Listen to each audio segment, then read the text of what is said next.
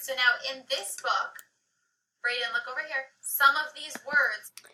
The teacher did a great job by asking her student to look over at her and to sort of redirect him. Clearly, he's distracted by something in the classroom, probably the camera that's recording him currently, but she gets his attention and his focus back on her and on the lesson. Additionally, the teacher has good placement with the students, making sure they're all in a circle rather than just all sitting on the carpet, because placement is very important when giving instructions or when reading to children.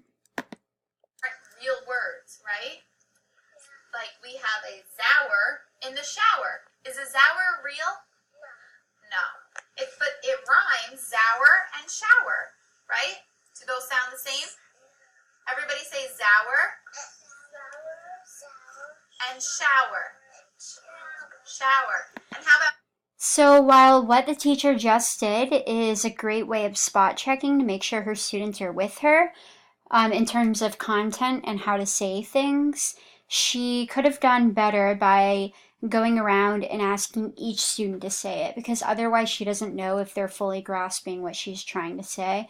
And at that age, it's very developmental and sort of cognitive. Development is super important, and so if the kids aren't being sort of cognitively challenged, maybe one by one, or they're not being social enough, then they may not be developing the way that she hopes for. Walk it. And pocket. Does that rhyme? Look at the ending. The endings are the same, right? Maybe before there was a lesson about rhyme and rhythm within reading, but one way that the teacher could have improved to make sure that the students were really on task and that she was hitting all of the learning objectives and standards is by defining what it means to rhyme, maybe giving another example that's not directly related to the book that they're reading. Walk it and pocket. So now what I want you guys to do, everyone's going to take their bag. Okay, you're all going to get a bag, and I want you guys to go around the classroom and... With social and cognitive development, it's great that the teacher said bag and actually held up the bag, because that really helps with learning sort of like what things are rather than just talking at children this age. Different materials to put in your bag. So if I took a book and put it in my bag as my material, I would get three materials, and I would come back, and when we take out the book, we're going to think of a word that rhymes with book. Can you guys help me? So the directions here are a little bit confusing, especially for that age group. Again, the teacher did a great job demonstrating what she was talking about, but giving directions such as you're going to go find three and then moving on to the next part where she talks about each of the things rhyming. She's giving too many directions at once and she isn't scaffolding for the learners, so they're not really developing at the pace that she wants them to, and she's moving a little bit too quickly for them. So preferably what she should have done is had them each go and get three items and not associate that with rhyme at all right now. And then when they come back, she should move on to the next step. What rhymes with book? I don't know either. Book and cook. Cook. Book and nook.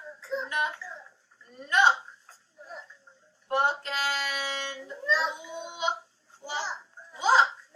See, we just used the beginning of each word, right? But the... So again, right there, it was sort of free-for-all, open discussion, that kind of forum, but she didn't really, like the boy in blue, for example, the one on the far right over here, he is just playing with his bag, looking through his bag. He isn't really responding, but the teacher is only focusing on the students over here. Her eye contact is constantly on these three or four, and these two may be sort of left out, which is bad because she doesn't really know if they are following along the way that she hopes for. It's the same. All right, so everybody take a bag and go find three objects around the classroom. Okay? Wait for everyone to get their baggies. There you go. Yep, three things. bags, all right? If you need help, you let us know. All right, go ahead. Come back to me when you have 3 things in your bag.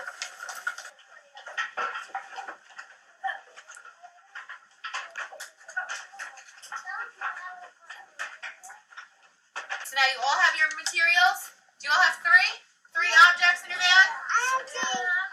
It's effective that the teacher, especially with this age group, allowed her students to participate in a lesson where they were actively moving around and participating socially, rather than just staying on the carpet, sitting in a circle the entire time. Okay, give me your bags. I'm going to put them over here. Give me all your bags. Good job. Positive reinforcement, such as good job for giving her the bags and for following directions, is effective, especially for this age group. All right, and go sit back down. Go sit. Everybody sit. Gigi, sit. All right, we're going to get out the blue. Blue what? What is this? Blue for God. What is this? Play-Doh. Play-Doh. We're going to try and rhyme.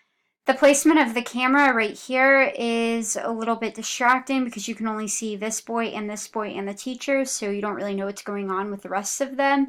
But hopefully they're all still sitting in the same circle that they were in before. Word blue. What rhymes with blue? How about clue?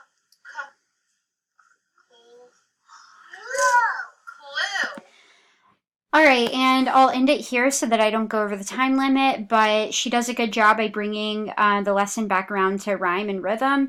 But again, she should have the students do some kind of work on their own to assess whether or not they are learning, rather than just making the entire thing open discussion, free forum. Of course, I teach high school, so I'm not really sure, what these kids' skills are as far as writing, but it could be a simple worksheet. It could just be her having an individual conversation with each of the kids. And I remember in the beginning, she said, if you guys need any help, let us know. So likely there's another teacher. She should be using that teacher as well.